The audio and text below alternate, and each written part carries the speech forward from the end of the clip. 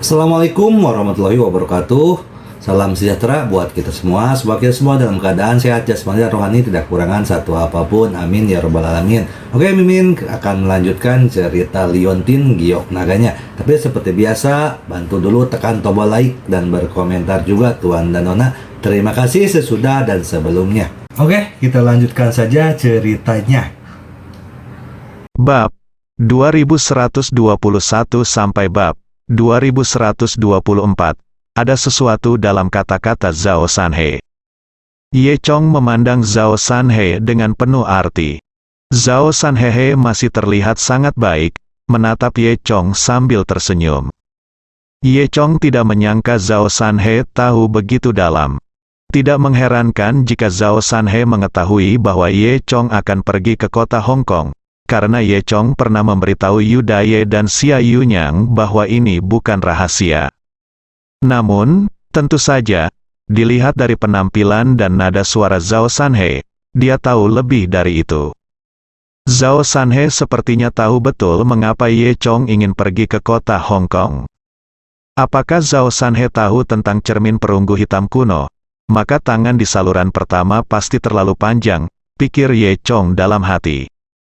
Zhao Sanhe sepertinya melihat keraguan Ye Chong dan berkata sambil tersenyum, "Jangan khawatir, teman kecil Ye Chong, aku tidak punya niat jahat sama sekali. Kita berada di garis depan yang sama dan aku adalah temanmu. Kamu tidak perlu khawatir sama sekali." Apa yang dikatakan Zhao Sanhe sangat tulus. Ye Chong juga percaya bahwa Zhao Sanhe tidak punya alasan untuk menyakitinya. Zhao Sanhe melanjutkan, "Teman kecil Ye Chong, ada satu hal lagi. Anda dapat yakin bahwa teman Anda tidak dalam bahaya untuk sementara waktu. Tidak akan terlambat untuk menemukannya ketika Anda cukup kuat." Ye Chong juga melihatnya. Dapat disimpulkan bahwa Zhao Sanhe memang sedang memikirkan dirinya sendiri. Tampaknya kali ini, tidak mungkin untuk tidak menerima bantuan dari saluran pertama. Dan Zhao Sanhe memberitahu Ye Chong begitu banyak informasi hanya karena dia ingin berteman dengan Ye Chong. Namun, informasi semacam ini sangat membantu Ye Chong. Setelah itu, tidak ada yang berbicara lagi, dan pemandangan tiba-tiba menjadi membosankan. Sepertinya setiap orang punya kekhawatirannya masing-masing. Pada saat ini, Xiao Qi cemberut dan berkata, "Oh, Tuan, apakah Anda sudah selesai berbicara? Saudara Ye Chong dan saya sudah lama tidak bertemu. Kebetulan ada pesta malam ini, dan saya ingin mengajak saudara Ye Chong bersamaku, pergi." Zhao Sanhe terkekeh dan berkata, Oke, anak muda harus keluar dan bersenang-senang lebih banyak, cepat pergi. Jangan dengarkan aku, orang tua, aku tidak akan pernah berakhir di sini." Dapat dilihat bahwa Zhao Sanhe menyayangi pada Xiao Qi Feng. Faktanya, Jia Gui adalah ayah Xiao Qi, dan Yu Ke, salah satu dari 4 murid utama Zhao Sanhe, adalah ibu Xiao Qi. Oleh karena itu, menurut senioritas, Zhao Sanhe adalah guru Xiao Qi. Xiao Qi tersenyum dan berkata, "Tuan sangat baik." Lalu, dia menarik Ye Chong keluar. "Saudara Ye Chong, tinggalkan mereka sendiri, ayo pergi, ayo pergi." Ye Chong tidak tahu apakah harus tertawa atau menangis. Jadi dia harus mengucapkan selamat tinggal pada Zhao Sanhe, lalu menyapa Lin Long dan macan berbintik, lalu berjalan keluar bersama Xiao Qi. Xiao Qi memegang lengan Ye Chong dan tampak seperti seekor burung kecil. "Saudara Ye Chong, saya hanya tahu gambaran umum tentang apa yang terjadi di 4 penjuru Bermuda.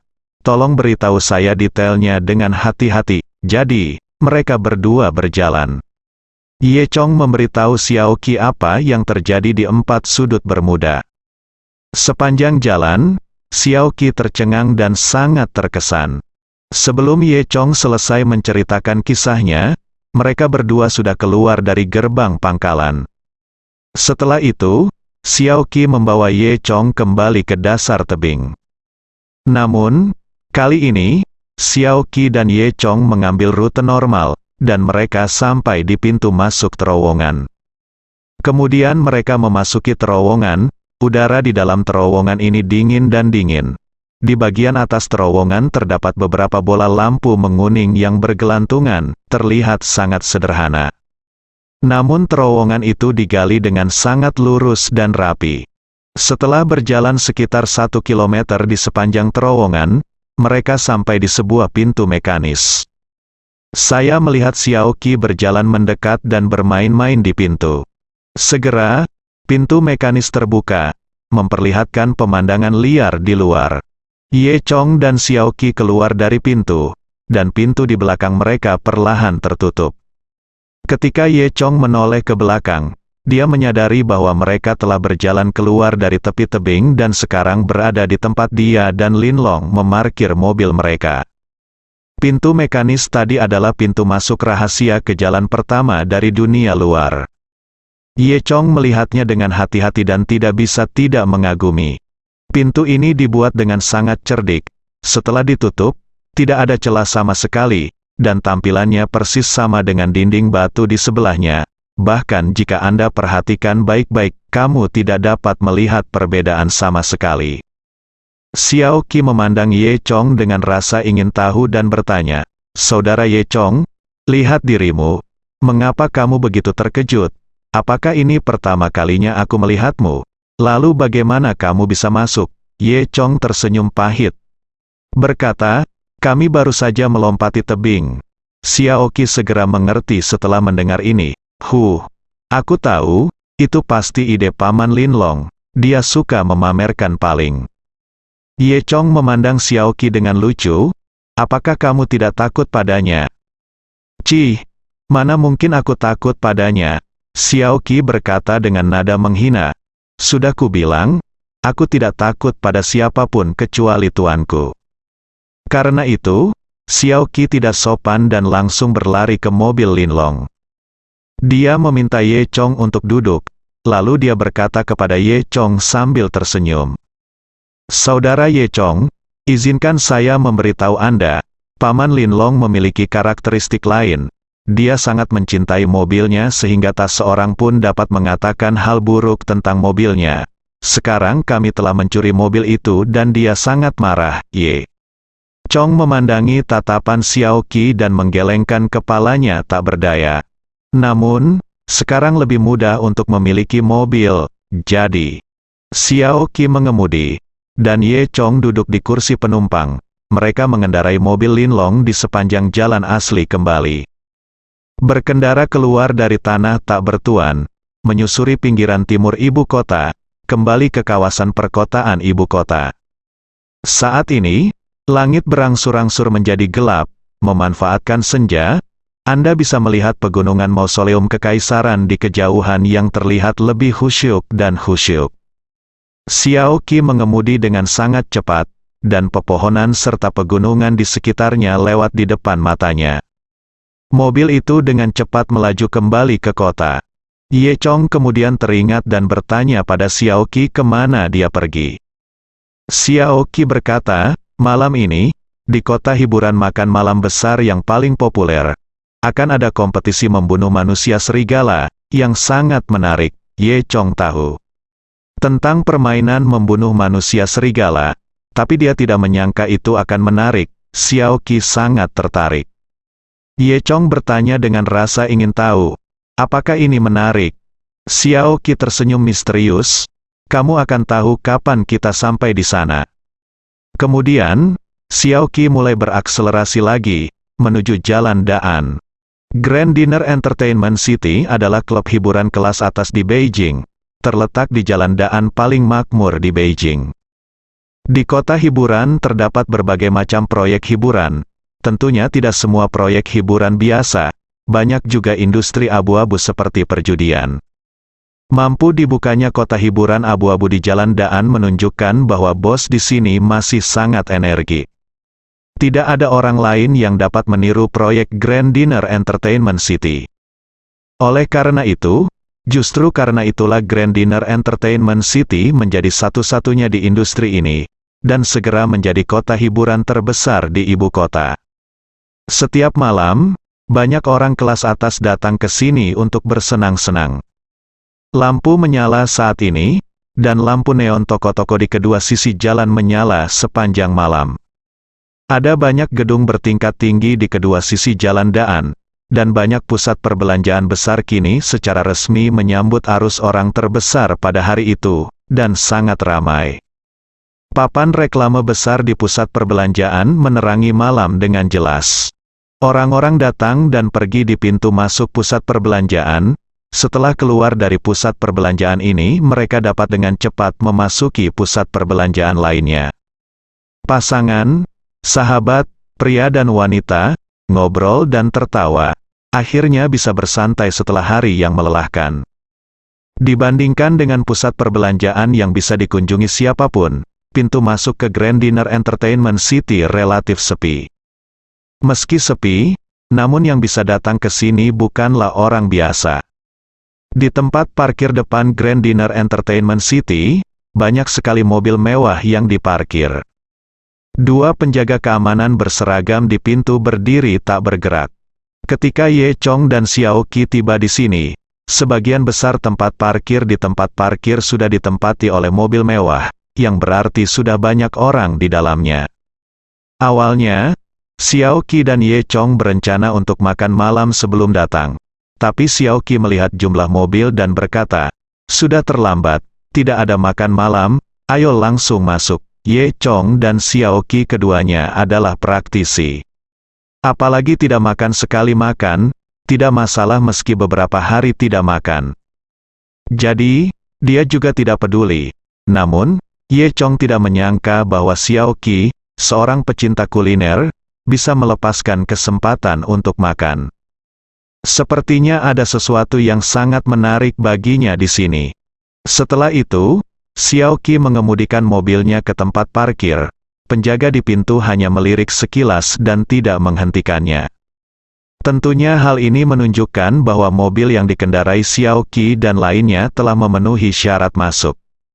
Meski mobil yang dikendarainya bagus, namun tertinggal jauh dibandingkan mobil mewah di dalamnya. Tentu saja ini murni berdasarkan penampilan. Mobil Linlong telah direnovasi, dan nilainya mungkin tidak sebanding dengan semua mobil di tempat parkir ini jika digabungkan. Faktanya, kemampuan mengemudi Xiao Qi kurang baik. Jika ia berkendara di jalan yang lebar, ia dapat mengemudi secepat kilat. Namun, begitu dia sampai di suatu tempat seperti tempat parkir, di mana dia harus mundur ke garasi atau taman yang menyamping, keterampilannya tidak terlalu bagus. Setelah akhirnya menemukan tempat parkir yang sangat luas, Xiao Qi cukup yakin bisa memarkir mobilnya di sana. Saya melihat Xiao Qi menarik napas dalam-dalam, lalu menyalakan gigi mundur, melihat ke kaca spion, dan bersiap untuk mundur. Pada saat ini, sebuah mobil sport Bugatti Veyron Custom berwarna merah tiba-tiba muncul dari duri. Mobil sport itu meluncur ke samping dengan sempurna dan mundur ke tempat parkir, dan langsung melaju ke tempat parkir tempat Xiao Qi ingin parkir. Xiao Qi dengan cepat menginjak rem darurat. Dia menjulurkan kepalanya keluar jendela mobil dan berkata dengan keras, "Siapa itu? Apakah kamu tidak melihat bahwa saya akan memarkir mobil di sini?" Pada saat ini, seorang wanita keluar dari mobil sport merah. Wanita ini tampak berusia sekitar 30 tahun, rambutnya diwarnai merah dan bergelombang besar. Dia mengenakan jaket kulit kecil yang memperlihatkan pusarnya, dan rok mini di bawahnya. Gaun ketat ini dengan jelas menggambarkan sosoknya yang sempurna, dan dia mengenakan sepasang sepatu hak tinggi berwarna merah di kakinya. Kulitnya sangat putih, penampilannya cantik, dan dia pandai merias wajah. Eyeshadow merah muda, bibir merah cantik, dan dua anting bulat besar di telinganya, yang ukurannya hampir sebesar gelang. Meski riasan keseluruhannya sangat berlebihan, namun terlihat sangat dewasa dan menawan. "Hei, siapa yang berteriak di sini?" Dia menoleh untuk melihat Xiao Qi dan tertawa. "Adik perempuan, dengan keterampilan parkirmu, kamu harus berlatih selama 2 tahun lagi. Jangan malu dan mencolok di sini." Qi mendengus. "Ini tempat parkir yang pertama kali kutemukan. Kenapa diambil? Saya akan berhenti saja." Bagaimana dengan itu? Wanita menawan itu berkata, "Saya tidak memiliki keterampilan. Mengapa Anda tidak membiarkan orang lain berhenti?" Pada saat ini, dua pria muda keluar dari mobil, kira-kira seumuran dengan wanita itu, memakai baunya seperti gangster. Salah satu dari keduanya memiliki cincin hidung berkilau yang tergantung di hidungnya, dan yang lainnya memiliki rambut berwarna kuning. Saat mereka melihat Ye Chong, mata mereka berbinar. Pria dengan cincin hidung tersenyum dan berkata kepada Xiao Qi, "Hei, adik perempuan ini cukup cantik. Wajar jika dia tidak bisa mengemudi. Hei, saudari, ada banyak sekali tempat parkir. Kamu bisa parkir di tempat lain. Jika kamu tidak bisa berhenti, bagaimana kalau kakakku berhenti untukmu?" kata Huang Mao. Pria dengan cincin hidung mendorong Huang Mao, "Keluar dari sini, jangan menakuti adik perempuanku."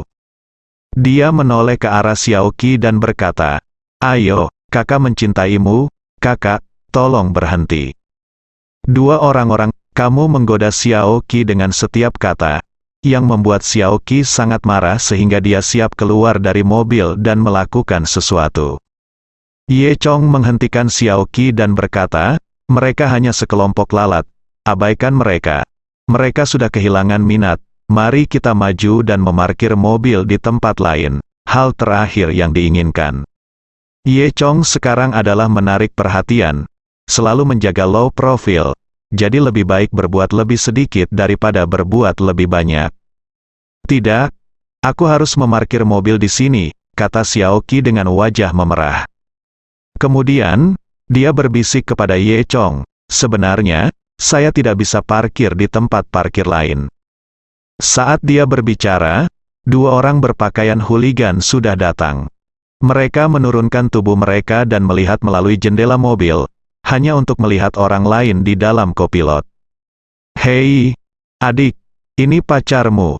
Kelihatannya dia tidak baik," kata pria bercincin hidung itu.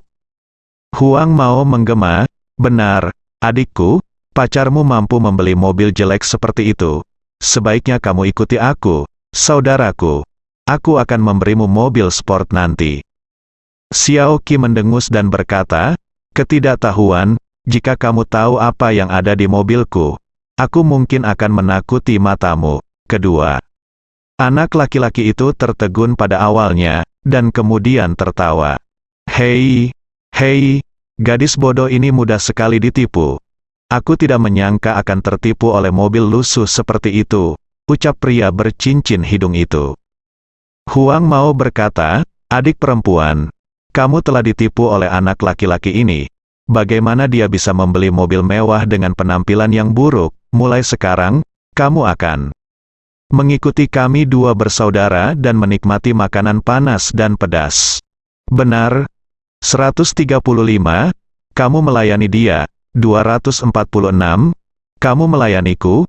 Aku akan memberimu liburan di hari Minggu.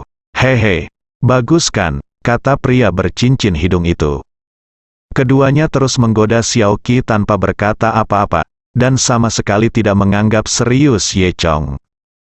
Xiao Qi telah mencapai batas kesabarannya dan mengepalkan tinjunya, seolah dia akan mendapat serangan. Ye Chong meraih lengan Xiao Qi dan berkata, "Ayo ganti, aku akan memarkir mobilnya." Sekarang Ye Chong benar-benar memiliki banyak kekhawatiran.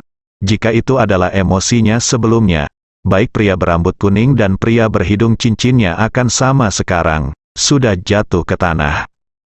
Xiao Qi mendengus, melepaskan sabuk pengamannya, membuka pintu dan keluar dari mobil, ingin menyerahkan posisi mengemudi kepada Ye Chong. Ye Chong juga keluar dari mobil dari sisi lain. Melihat Xiao Qi keluar dari mobil, kedua penjahat itu semakin bangga. "Hei, aku tidak menyangka kamu, gadis kecil, memiliki sosok yang cukup bagus," kata pria bercincin hidung itu. Huang Mao tersenyum dan berkata, Ayo, biarkan aku menyukainya, jangan ikuti orang malang itu lagi. Tidak cukup memalukan mengendarai mobil lusuh ini ke sini." Xiao Qi memegang bahunya dengan tangannya, siap menyerang kedua gangster itu kapan saja. Saat ini, Ye Chong juga berjalan ke posisi mengemudi dari sisi lain, ingin membuka pintu dan duduk. Pada saat ini, pria dengan cincin hidung melihat bahwa Xiao Qi dan Ye Chong mengabaikannya, berpikir bahwa pihak lain adalah kesemek yang lembut, jadi dia menjadi lebih berani dan tidak terkendali, dan benar-benar mengulurkan tangannya untuk menyentuh milik Xiao Qi, menghadapi. Tinju Xiao Qi sudah terkepal, dan dia hendak mengambil tindakan dan memukuli pria bercincin hidung itu hingga dia menjadi lumpuh. Namun, Ye Chong lebih cepat, berhenti di depan Xiao Qi, dan meraih pergelangan tangan pria yang memakai cincin hidung. Wajah pria dengan cincin hidung berubah, dan dia langsung berteriak kesakitan, "Aduh, sakit, sakit, lepaskan aku." Ye Chong menggunakan kekuatan di tangannya dan mendorong pria dengan cincin hidung itu hingga terhuyung, duduk di tanah. Ye Chong berkata, "Tolong perhatikan saya, jangan memaksa saya untuk mengambil tindakan." Pria dengan cincin hidung didorong ke tanah oleh Ye Chong. Dia sangat marah dan wajahnya memerah karena menahan. Namun, dia baru saja merasakan kekuatan Ye Chong. Pergelangan tangannya terasa seperti ditekan oleh lingkaran besi, hampir terasa seperti tulangnya patah, dan masih terasa sakit hingga saat ini. Oleh karena itu, dia hanya berani menatap Ye Chong dengan marah, mengertakkan gigi namun tidak berani marah. Huang Mao di sebelahnya juga ketakutan dan mundur 2 langkah. Kali ini, wanita menawan yang pertama turun datang dengan sepatu hak tinggi. Dia melirik Ye Chong dan tidak berkata apa-apa. Kemudian, dia menatap kedua adik laki-lakinya dan berkata, "Mengapa kamu tidak segera pergi? Bukankah itu cukup memalukan?" Dengan mengatakan itu, wanita menawan itu berbalik dan berjalan menuju klub hiburan. "Nak, tunggu aku." Pria dengan cincin hidung itu bangkit dari tanah, menatap tajam ke arah Ye Chong, mengutuk, berbalik dan mengikuti wanita menawan itu masuk. Setelah itu, Ye Chong menemukan tempat dan memarkir mobilnya. Mereka keluar dari mobil dan berjalan menuju klub hiburan. Ye Chong melihat bahwa Xiao Qi telah mengirim pesan teks. Dia merasa sedikit aneh dan bertanya, "Xiao Qi, apa yang kamu lakukan?" Setelah Xiao Qi selesai mengirim pesan teks, dia menutup telepon dan memasukkannya ke dalam sakunya. Kemudian, dia berkata kepada Ye Chong sambil tersenyum, "Saudara Ye Chong, apakah kamu lupa dengan apa yang aku katakan? Mobil ini adalah favorit pamanku Lin Long. Jika ada yang berani mengatakan bahwa mobilnya tidak bagus, hehe, tunggu saja reaksinya." Xiao Qi berkata pada Ye Chong dengan seringai di wajahnya. Melihat tatapan Xiao Qi, Ye Chong tiba-tiba mendapat firasat bahwa sesuatu yang buruk akan terjadi. Kemudian, Ye Chong dan Xiao Qi masuk ke pintu klub hiburan. Ada area kontrol akses di dalam gerbang, dan ada beberapa penjaga berdiri di sampingnya, menghalangi Anda. Karena ini tempat kelas atas, tidak semua orang bisa masuk. Oleh karena itu, jika ingin masuk ke sini, Anda harus mengajukan kartu nilai tersimpan 10 juta terlebih dahulu dan mengeluarkan uang di sana. Jika tidak, Anda bahkan tidak memenuhi syarat untuk masuk. Saat ini, wanita menawan dan kedua adik laki-lakinya baru saja selesai mengajukan kartu nilai tersimpan dan hendak melewati kontrol akses dan masuk ke dalam. Tanpa diduga, dia kebetulan bertemu Ye Chong dan Xiao Qi. Wanita menawan itu hanya menatap Ye Chong dengan dingin, mendengus dingin, mengabaikan mereka, dan terus berjalan ke depan. Pria bercincin yang pernah dipukul oleh Ye Chong itu terkekeh. Ternyata untuk masuk ke sini minimal 10 juta, dan 10 juta untuk beli tiket. Hahaha, tidak semua orang mampu membelinya. Sepertinya bahwa seseorang akan merasa malu hari ini. Sungguh memalukan menjemput gadis ketika kamu tidak bisa mendapatkan uang. Pria dengan cincin hidung itu sepertinya berbicara pada dirinya sendiri, tetapi sebenarnya dia sedang mengejek Ye Chong. Kemudian, pria bercincin hidung itu memandang Xiao Qi lagi dan berkata, "Adik perempuan, kamu tidak memanfaatkan kesempatan yang kuberikan padamu tadi. kami telah mengajukan permohonan kartu nilai tersimpan. Jika kamu bersama kami barusan, kamu boleh masuk sekarang. Kenapa kamu masih di luar?" Huang Mao pun tersenyum dan berkata, "Benar, kamu datang ke sini bersama orang malang. Sekarang, kamu hanya bisa kembali dengan kecewa. Jangan lupa, kembalilah menemui saudaramu lain kali, dia akan mengajakmu bermain." Xiao Qi mencibir. Berkata, "Karena kamu begitu murah hati, mengapa kamu tidak mengajukan kartu lain sekarang dan membawaku masuk?" Ye Chong mengangkat bahu dan berkata, "Saya setuju. Jika kamu bisa mendapatkan uang, kamu bisa mengerti." Dia masuk. Ketika Ye Chong dan Xiao Qi mengatakan ini, Huang Mao segera terdiam. "Tadinya aku sangat bangga, tapi sekarang aku tidak tahan lagi. Sebenarnya, dari mana dia dan pria bercincin hidung itu punya uang?" Mereka hanyalah pengikut wanita menawan itu. Wanita menawan itu baru saja mendapat sebuah kartu, dan mereka berdua meminjamnya, sehingga mereka bisa masuk. Huang Mao masih pamer sekarang, tapi dia tidak menyangka akan ditampar wajahnya hanya dengan satu kata dari pihak lain. Wajahnya membiru dan putih. Pria dengan cincin hidung di sebelahnya mendengus dingin dan berkata pada dirinya sendiri, "Kamu berpura-pura menjadi apa? Seolah-olah kamu bisa membayarnya." Xiao Qi mengambil keuntungan dan berkata dengan bangga, "Kamu bisa mendapatkannya, ambillah kapan kamu punya uang. Keluarlah jika kamu tidak bisa mendapatkannya. Jangan manfaatkan aku di sini. Kamu tidak tahu malu." Keduanya dimarahi sampai berdarah, tetapi mereka tidak bisa membantah. Lalu, Xiao Qi meraih dompetnya. Akibatnya, dia segera menatap Ye Chong, menjulurkan lidahnya ke Ye Chong dan berkata, "Saudara Ye Chong, saya lupa membawa uang saya. Apakah Anda punya uang di sana?" Huang Mao dan pria bercincin hidung tampaknya telah memanfaatkan kesempatan itu. Pria dengan cincin hidung segera berkata, "Hei, dia terlihat kaya bagimu." "Iya, setidaknya kita masih bisa masuk. Kalian, lihat saja ke pintunya," kata Huang Mao juga. Pada saat ini, penjaga juga datang dan berkata kepada Ye Chong, "Tuan, tempat kami adalah tempat kelas atas. Jika Anda tidak punya uang, Anda tidak bisa masuk." Jelas sekali, apa yang dikatakan penjaga itu karena dia mengira Ye Chong dan Xiao Qi tidak mampu membayar uangnya. Pria dengan cincin hidung dan Huang Mao berdiri di sana, tampak ternganga, melihat lelucon Ye Chong. Ye Chong, seolah-olah tidak terjadi apa-apa, mengeluarkan kartunya dan berkata, "Geser kartumu." Melihat Ye Chong mengeluarkan kartu banknya, pria dengan cincin hidung dan Huang Mao terus tertawa. "Haha, kamu benar-benar bisa pura-pura gesek kartumu. Bukankah ini kartu bank semua milikmu? Cukup 10 juta saja, hahaha." Dari sini terlihat kedua orang ini bukan berasal dari daratan China. Karena orang-orang di daratan Tiongkok akan mengenali kartu yang digunakan Ye Chong. Itulah kartu emas hitam yang diluncurkan bersama oleh lembaga keuangan besar di Tiongkok. Kartu semacam ini langka dan hanya dimiliki oleh orang-orang paling berharga dan kaya. Nilainya saja melebihi 10 juta, dan bisa ditarik berlebihan sesuka hati.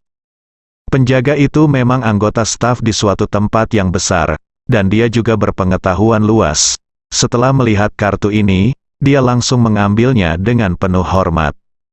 Kemudian, ketika Huang Mao dan pria bercincin hidung masih menertawakan Ye Chong, mereka mendengar suara ding dong, menandakan bahwa penggerebekan kartu kredit berhasil.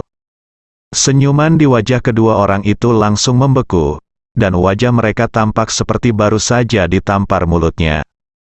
Penjaga mengembalikan kartu itu kepada Ye Chong dan memberi Ye Chong kartu bernilai tersimpan dengan 10 juta di dalamnya. Dia dengan hormat berkata kepada Ye Chong dan Xiao Qi, "Kalian berdua bersenang-senang di sana." Kemudian, penjaga itu membuka pintu. Xiao Qi sangat gembira, meraih lengan Ye Chong, dan berkata dengan semangat, "Saudara Ye Chong, kamu hebat, kamu tidak seperti sampah yang hanya mengucapkan kata-kata kosong." Kemudian, Xiao Qi memandangi rambut kuning dan cincin hidung itu. Pria itu tersenyum dan berkata, "Mengapa kalian berdua tidak bicara? Bukankah kalian baru saja banyak bicara, CK? Kalian bahkan tidak bisa mendapatkan 10 juta, dan kalian masih di sini menertawakanku? Saudara Ye Chong, sekarang kamu tahu siapa yang asli, apakah kamu kaya?" Ye Chong berkata sambil tersenyum, "Ayo pergi, Xiaoqi, jangan perhatikan lalat-lalat ini, ayo pergi." Dengan itu, Ye Chong membawa Xiaoqi melalui akses kontrol dan memasuki koridor di dalam. Sepertinya ada 10.000 alpaka melayang di hati pria berambut kuning dan cincin hidung. Ternyata badut itu adalah dirinya sendiri. Dalam benak orang lain, dia ternyata hanyalah seekor lalat. Meski marah, mereka tidak berdaya dan tidak berani mengambil tindakan terhadap Ye Chong, Yikuyu. Ye Chong dan Xiaoqi berjalan melalui koridor sekitar 100 meter dan sampai di sebuah pintu di ujung. Ada 2 pintu setinggi sekitar 2 meter, semuanya dibalut kain beludru merah. Ada 2 orang pelayan berseragam berdiri di kiri dan kanan pintu. Ketika Ye Chong dan Xiaoqi mendekat, kedua pelayan itu segera membuka pintu, lalu berkata kepada mereka, "2 tamu terhormat, silakan masuk." Begitu pintu terbuka, suara berisik datang dari dalam. Ada juga musik, lampu, alkohol, dan lain-lain, berpadu dengan wangi yang menawan, menerpa wajah Anda. Di dalam gerbang terdapat lobi tempat hiburan. Aula ini sangat besar sehingga Anda bahkan tidak dapat melihat ujungnya. Aula tersebut dipenuhi dengan berbagai fasilitas hiburan, lampu kristal mewah digantung di langit-langit, di bawah pantulan cahaya, seluruh aula tampak megah. Ye Chong dan Xiaoqi masuk. Di pintu ada area tempat duduk yang relatif tenang dengan sofa, bar, dan berbagai minuman swalayan di lemari di sebelahnya. Namun orang-orang yang datang ke sini bukan untuk beristirahat, sehingga sangat sedikit orang yang berada di rest area. Dan berjalan lebih jauh ke dalam adalah area hiburan. Pertama-tama, ada beberapa proyek hiburan dalam ruangan, seperti golf, bowling, biliar, dol, dan tidak banyak orang yang bermain. Berjalan lebih jauh ke dalam, saya sampai di kompartemen lain, dan pemandangan di depan saya tiba-tiba berubah. Terlihat ada sekitar belasan meja judi yang tertata rapi di dalam aula. Jumlah orang di area sebelumnya lebih sedikit, karena kebanyakan orang berkumpul di sekitar meja judi tersebut. Saya bisa mendengar teriakan di sekitar, dan orang-orang memasang taruhan di meja permainan dengan gila-gilaan. Meski klub hiburan ini didekorasi dengan indah dan mewah, di mata Ye Chong tidak ada yang istimewa, hanya tidak ada bedanya dengan kasino biasa. Ye Chong tidak tahu mengapa Xiaoqi menyukai tempat ini. Dia pernah bertanya sekali sebelumnya ketika dia berada di dalam mobil, tetapi saat itu Xiaoqi Shen sangat misterius dan hanya memberitahu Ye Chong bahwa ada kontes membunuh manusia serigala. Sekarang Ye Chong bertanya lagi pada Xiaoqi, dan Xiaoqi memberitahunya, "Hehe, tunggu dan lihat saja, pertunjukannya akan segera dimulai." Meskipun Xiaoqi yang datang, Xiaoqi sepertinya tertarik dengan meja judi. Aku tidak terlalu tertarik, jadi aku pergi ke mesin boneka di sebelahku dan menangkap beberapa boneka untuk menghabiskan waktu. Ye Chong melihat 3 orang yang dia temui di tempat parkir sebelumnya juga ada di sini. Wanita menawan di antara mereka mungkin adalah wanita tertua di keluarga seseorang. Dia menghabiskan banyak uang, dia berjudi beberapa kali di meja judi dan kehilangan banyak uang setiap saat. Tetapi dia tidak merasakan sakit sama sekali. Terdapat mesin gesek kartu di setiap meja judi di sini. Penjudi menggunakan kartu dengan nilai tersimpan yang mereka peroleh saat masuk, dan mereka dapat memasang taruhan hanya dengan 1 gesekan, yang sangat nyaman dan cepat. Ketika Ye Chong bosan, tiba-tiba seorang pembawa acara berjalan ke platform tinggi yang dibangun sementara dengan mikrofon. Dia dengan lantang berkata kepada semua orang, "Semuanya, malam ini, acara utama kita akan segera dimulai." Xiaoqi, yang sedang berkonsentrasi menangkap boneka di sebelahnya, mendengar ini dan segera melemparkan boneka itu ke tangannya dan menoleh ke arah pembawa acara, rakyat. Dia melompat dan berkata kepada Ye Chong, "Itu datang. Itu mulai, itu mulai." Pembawa acara melanjutkan, "Malam ini kontes membunuh manusia serigala kita akan segera dimulai." Ada sorak-sorai yang sangat antusias di sekelilingnya. Tepuk tangan. Ye Chong bahkan lebih terkejut lagi. Bukankah itu hanya pembunuhan manusia serigala? Lalu apa yang membuat orang-orang kelas atas ini begitu heboh? Semua orang berhenti berjudi, seolah-olah mereka ada di sini untuk ikut serta dalam pembunuhan manusia serigala. Semua orang di ruangan itu berhenti berjudi. Kasino yang awalnya berisik tiba-tiba menjadi sunyi. Setelah itu, orang-orang ini menjadi sangat sadar dan disiplin dan duduk di kursi di sekitar mereka. Beberapa anggota staf segera datang dan memindahkan meja permainan periferal, hanya menyisakan meja permainan terbesar di tengahnya. Segera setelah itu, 10 orang berjalan, mereka semua adalah kontestan pembunuh manusia serigala yang diatur oleh kasino. Dalam permainan werewolf, ada 1 orang yang bertugas sebagai hakim, 3 orang penduduk desa biasa, 3 orang pendeta, dan sisanya adalah 3 orang pembunuh manusia serigala. Di antara mereka, ketiga pendeta tersebut adalah pemburu, nabi, dan penyihir, masing-masing dengan keahliannya masing-masing. Nabi setiap malam dapat melakukan tes untuk memverifikasi apakah orang tersebut adalah manusia serigala. Penyihir mempunyai sebotol racun dan sebotol penawar racun. Racun dapat membunuh seseorang, dan penawarnya dapat menyelamatkan seseorang. Ketika pemburu itu mati, dia bisa membawa seseorang pergi dan mati bersamanya. Dan 3 pembunuh manusia serigala bisa membunuh 1 orang setiap malam. Setiap orang harus memberikan suara dalam referendum mengenai kemungkinan pembunuh pada siang hari. Jika manusia serigala membunuh seluruh penduduk desa atau seluruh pendeta, dia akan menang. Cara agar penduduk desa dan pendeta bisa menang adalah dengan membunuh semua manusia serigala. Keseluruhan permainan masih sangat membakar otak. Segera setelah 10 pemain itu duduk, informasi dan karakteristik pribadi para pemain muncul di layar lebar di depan. Di sisi lain, Ye Chong dan Xiao Qi juga menemukan tempat duduk dan duduk. Baru kemudian Ye Chong menemukan ada tablet kecil di setiap kursi.